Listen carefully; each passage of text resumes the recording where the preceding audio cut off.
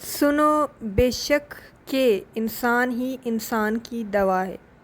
اگر کوئی دکھ دیتا ہے تو کوئی سکون بھی بن جاتا ہے، کوئی نفرت کرتا ہے تو کوئی محبت دے کر حساب برابر کر دیتا ہے، کوئی رلاتا ہے تو کوئی مسکرانے کی وجہ بھی بن جاتا ہے، کوئی ٹھوکر لگا کر گرا دیتا ہے تو کوئی انتہائی محبت سے سہارا بن جاتا ہے۔